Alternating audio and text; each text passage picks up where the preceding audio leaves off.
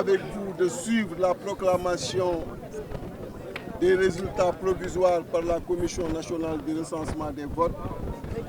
La première information à vous délivrer est que Yewwi Askan Wi n'a pas signé le PV de la Commission nationale de recensement des votes parce que pour nous, il est hors de question qu'on nous refuse un droit consacré par le code électoral qui est d'examiner tous les documents en notre possession et au niveau de la Commission nationale de recensement des votes, qu'on nous refuse ce droit et qu'on veuille participer à une mascarade. C'est pourquoi nous n'avons pas signé le PV de la Commission nationale de recensement des votes. Mais malgré cela, malgré la fraude massive notée et constatée, malgré l'emprisonnement des opposants, malgré les invectives, le président Macky Sall n'est plus majoritaire dans ce pays.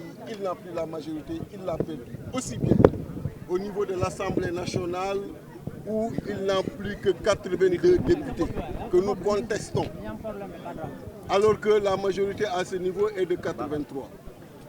Il n'est plus majoritaire dans ce pays parce qu'en suffrage absolu, Benno Bokk Yakaar a 1 518 000 voix, alors que l'intercoalition, si vous faites le cumul de leurs suffrages, est à 1 542 000 voix.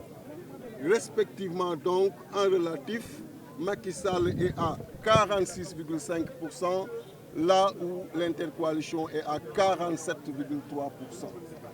Ce qui veut dire que les populations ont rejeté le président Macky Sall qui désormais ne peut plus faire comme avant, engager des réformes qui vont dans le sens de l'appauvrissement des Sénégalais et de nos ressources. Il sera obligé de conjuguer avec l'opposition.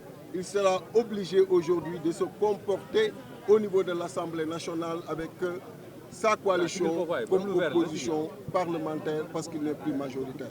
En attendant les résultats. Maintenant, vous avez tous suivi que le président de la Commission nationale ne vous a pas fait lecture des observations faites par les différentes coalitions et c'est juste limité à vous dire que ces observations seront transmises au Conseil constitutionnel.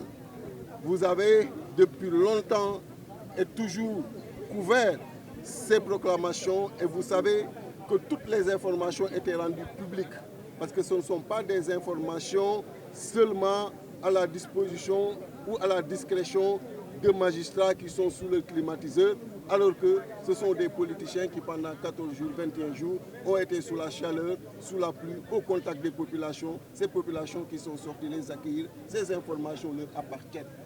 Et il est hors de question que certains sous le climatiseur ne veulent pas le leur fournir, mais je vais vous dire ce qui s'est passé et que vous avez suivi.